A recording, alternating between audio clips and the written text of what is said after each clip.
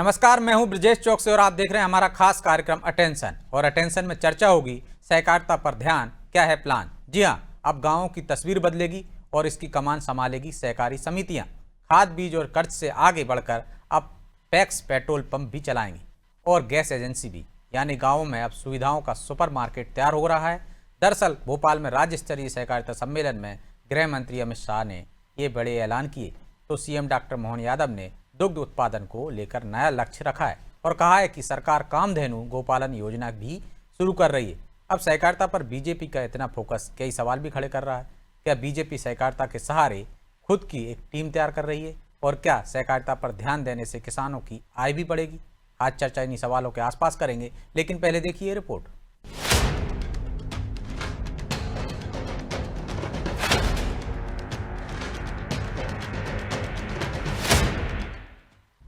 अब पैक्स नहीं रहेंगी सिर्फ खाद बीज तक सीमित।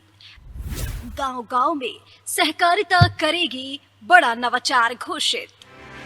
प्रदेश में अब पैक्स सिर्फ सहकारी समितियां नहीं रहेंगी, अब ये गांव की मिनी मल्टी सर्विस हब बनेंगी।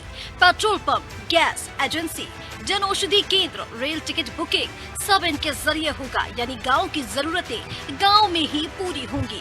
दरअसल भोपाल में राज्य स्तरीय सहकारिता सम्मेलन में गृह और सहकारिता मंत्री अमित शाह ने ये बड़ी घोषणा की। कुल मिलाकर कहें तो अब तक ये समितियां सिर्फ खाद, बीज और ऋण वितरण तक सिमटी थीं, लेकिन अब बीजेपी सरकार सहकारिता को ग्रामीण भारत की रीढ़ बनाने जा रही है।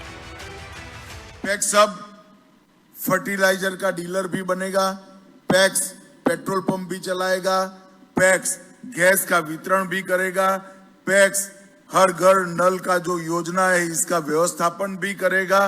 कई सारे काम पैक्स के साथ जोड़ने का काम किया। और मैं मध्य प्रदेश सरकार को बधाई देना चाहता हूं कि पैक्स के कंप्यूटराइजेशन में पूरे भारत में पहला नंबर अपनी मध्य प्रदेश सरकार का है। और पूरा कंप्यूटराइजेशन होकर डिस्ट्रिक्ट कोऑपरेटिव बैंक के साथ जुड़ा हुआ, नाबार्ड स्टेट कोऑपरेटिव बैंक के साथ जुड़ा हुआ, नाबार्ड के साथ भी हुआ और ऑनलाइन ऑडिट कर सके ऐसी व्यवस्था उत्पन्न हो गई, जिसके कारण पारदर्शिता आई। इस सम्मेलन में एनडीडीबी, मध्य प्रदेश सरकार और एमपीसीडीएफ के बीच ऐतिहासिक अनुबंध हुआ है, जिसके बाद मुख्यमंत्री मोहन यादव ने ऐलान किया है कि राज्य में कामधेनु गोपालन योजना लाई जाएगी। 25 गाय भैंस की यूनिट पर किसानों को मिलेगा 25% तक अनुदान और एक किसान 8 यूनिट तक लगा सकेगा, यानी खेती के साथ साथ दुग्ध उत्पादन में भी क्रांति आएगी। हमारी सरकार ने डॉक्टर भीमराव अंबेडकर को निमित्त बना करके उनकी जन्म जयंती के अवसर पर कामधेनु गोपालन योजना को लागू करने का काम किया है। 25 से ज्यादा जो गौ माताएं के लेकर के 1 यूनिट उसमें 25% अनुदान और अधिकतम 200 गाय माता अगर आप पालेंगे तो लगभग 25% गाय माता एक तरह से आपको उस आपके प्रबंधन के लिए अनुदान के रूप में दी जाएगी। दूध उत्पादन के लिए हमारे प्रदेश में और अनुकूल माहौल है। हमारे यहाँ यद्यपि कृषि विकास दर बहुत अच्छी है, कृषि विकास दर के माध्यम से हमारी अपनी एक अलग पहचान देश में बनी है, लेकिन दूध उत्पादन में भी उतनी क्षमता, उतनी योग्यता, उतनी संभावना है। जैसे 9% दूध उत्पादन अभी राज्य का है, इसको 20% तक करना है। देखा जाए तो सहकारिता अब सिर्फ संस्था नहीं, ग्रामीण समृद्धि का मिशन बन चुकी है। लेकिन सवाल ये कि क्या इसके कोई सियासी मायने भी हैं? तो जानकारों का मानना है कि बीजेपी न सिर्फ सहकारिता के नेटवर्क को मजबूत कर रही है, बल्कि अपने राजनीतिक नेटवर्क की भी बुनियाद डाल रही है। हर डेयरी केंद्र, हर मिल्क कलेक्शन यूनिट उसकी नई टीम, नया संगठन और नया समर्थन बन सकता है। साथ ही वो सहकारिता को मजबूत करके ये भी संदेश देना चाहती है कि किसानों की आय बढ़ाने में दूध का व्यवसाय लाभकारी साबित हो सकता है। ब्यूरो रिपोर्ट, अनादि टीवी।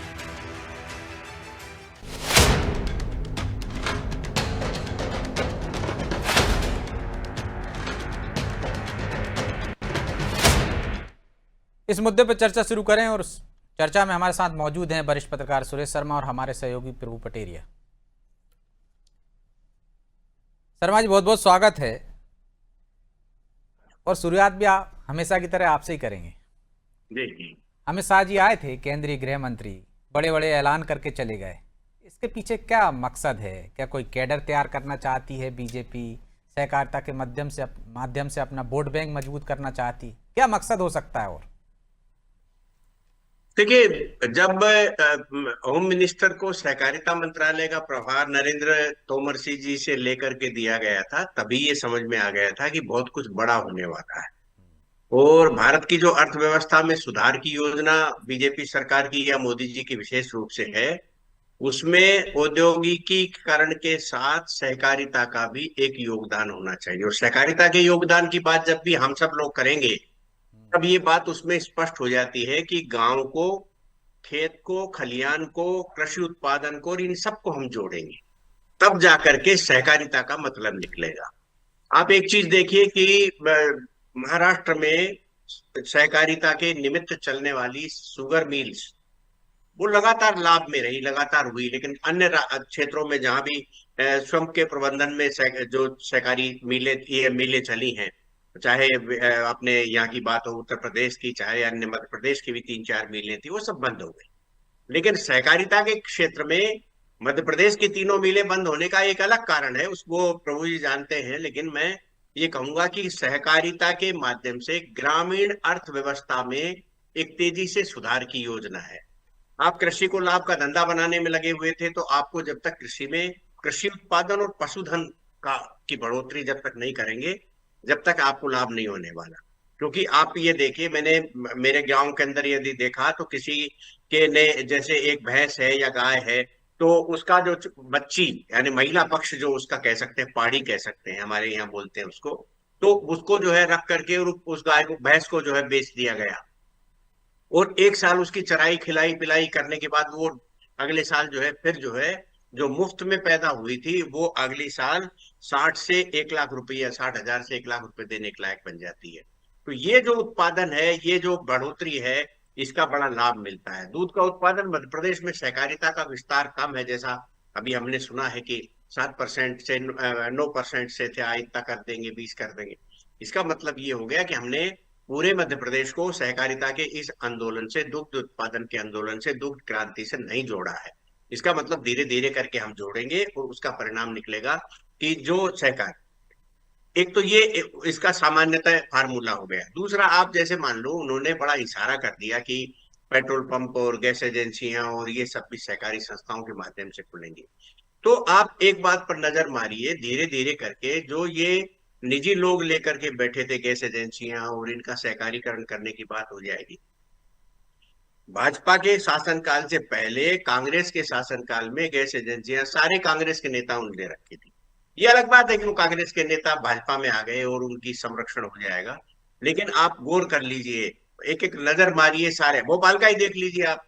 अपने प्रभु जी, अपन लोगों ने खबर लिखी खूब अच्छे से कि ये देविका वाला जो है, ये तो विजयलक्ष्मी साधो के भाई को दे दिया था। सब लोगों ने खूब खबर छापी कि भैया यहाँ दशहरा जलता है और पड़ोस में जो है आप पेट्रोल पंप दे रहे हो। दिग्विजय सिंह ने जगह दे दी थी, कई बार सील भी हो गया था, बहुत सारी गड़बड़ियां वहां मिली थी।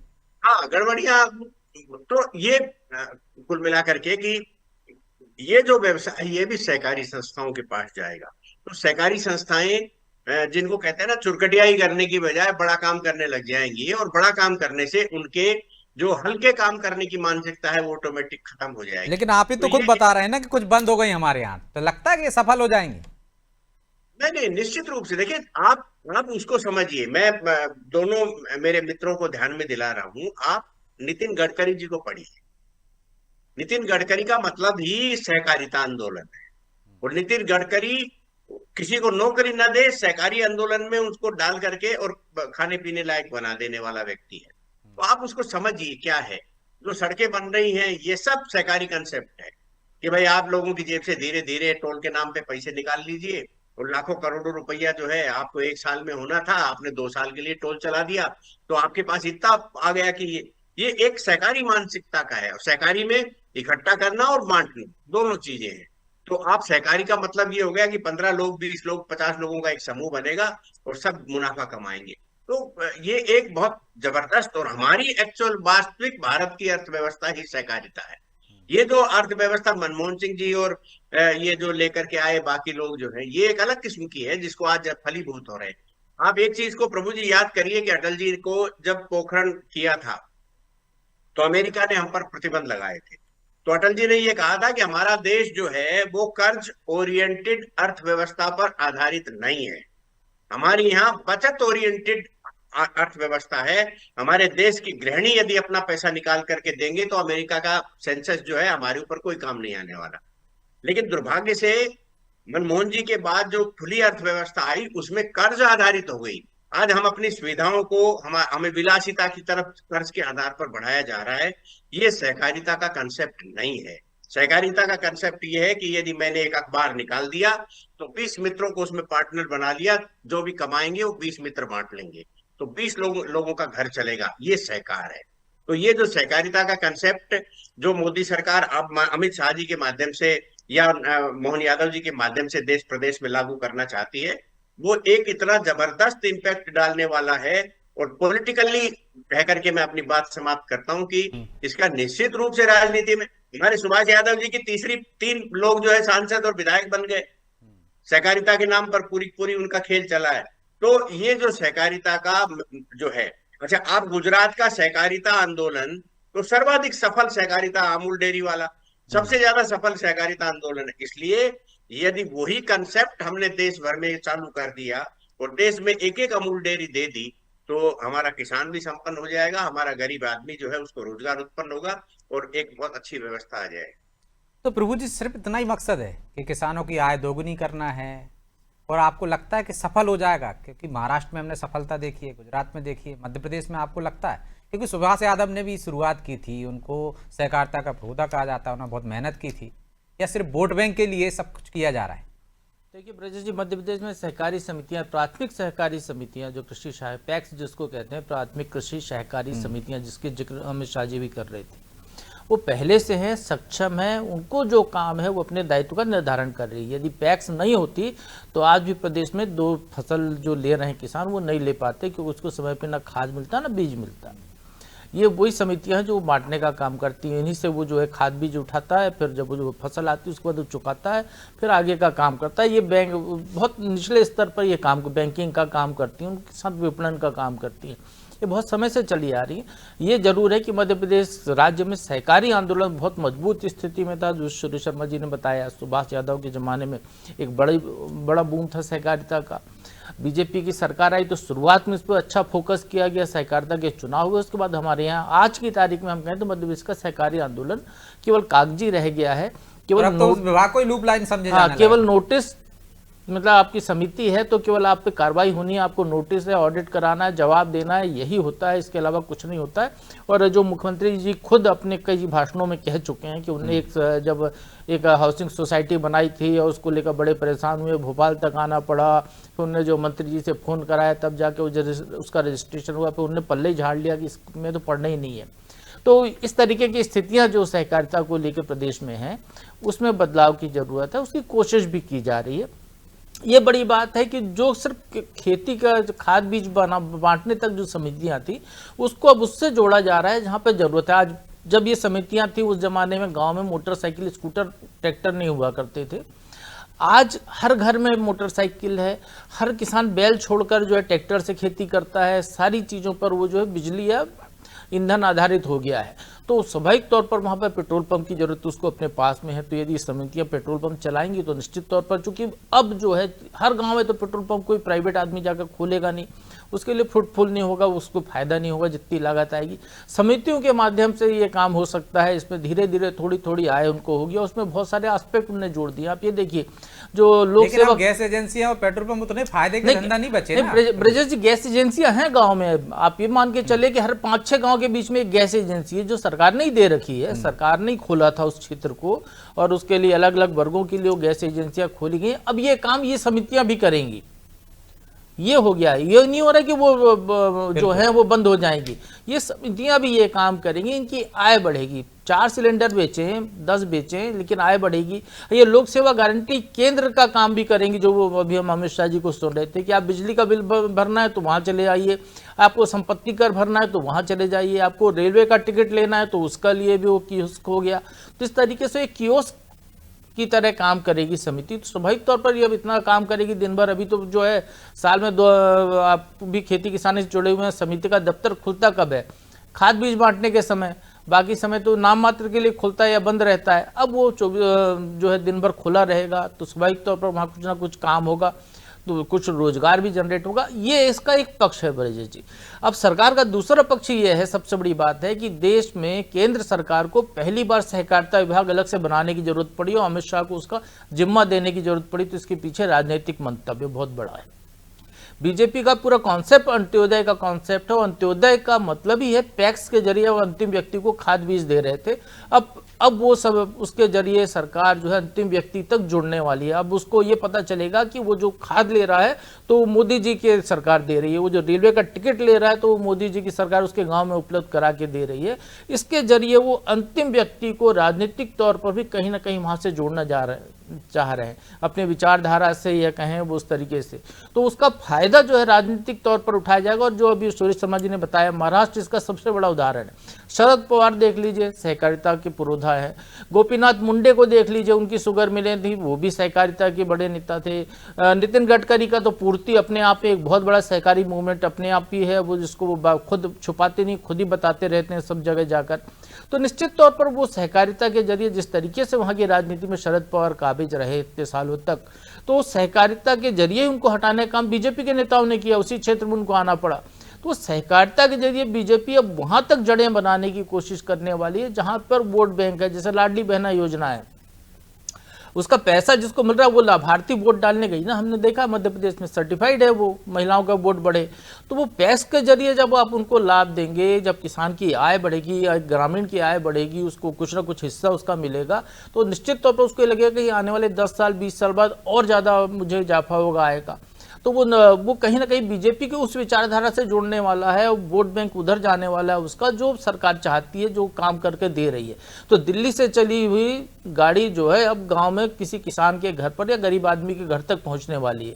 तो एक बहुत बड़ा मंतव्य इसका है, सीधे जुड़ाव एक होने वाला है। और एक बहुत बड़ी बात जो अभी हम अमित शाह जी को सुन रहे थे, जिसमें वो मध्य प्रदेश की तारीफ कर रहे थे, अभी तक सहकारिता का आंदोलन बिखरा था। आप रजिस्ट्रेशन कराइए सहकारी समितियों का, अपने मेंबर बनाइए और ऑडिट कराइए साल में एक बार, और जो भी कागजी खाना पूर्ति कीजिए, उसका कोई माई बाप ऐसा नहीं होता था कि दिल्ली को पता है कि कहाँ है।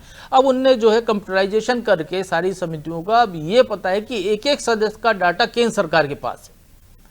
अब उनके डैशबोर्ड पर सबका है। अब उनको जो भी सुविधा देनी है, जो डीबीटी जैसा मामला है, अब उनको जो भी सुविधा देनी है, जो भी मैसेज देना है, वहीं से एक एसएमएस चला जाएगा किसान को कि वो जो है मोदी जी की सरकार ने आपको ये सुविधा देने जा रही है, ये सुविधा दी है, तो उसको लगेगा कि उनसे जुड़ाव होगा सीधे सीधे कि हाँ वो दे रहे हैं। तो बहुत बड़े राजनीतिक मंतव्य हैं। इसके जरिए बीजेपी उन राज्यों में पैठ कर सकती है जहाँ पर कि उसकी जड़ें नहीं जम पा रही हैं, क्योंकि सहकारिता मूवमेंट में जब लोग जुड़ेंगे तो स्वाभाविक तौर पर उनकी आय भी बढ़ेगी, और जब आप किसी को कुछ देते हैं तो उससे फिर पाने की चाह जो है मिलने की रास्ता आसान हो जाता है।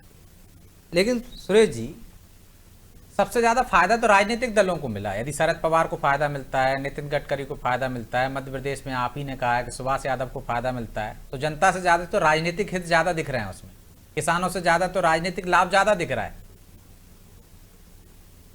नहीं, इसमें एक चीज हमको साथ में और जोड़ना पड़ेगी कि सहकारिता में एक व्यक्ति का आधार तो नहीं होता, उसका नेतृत्व होता है।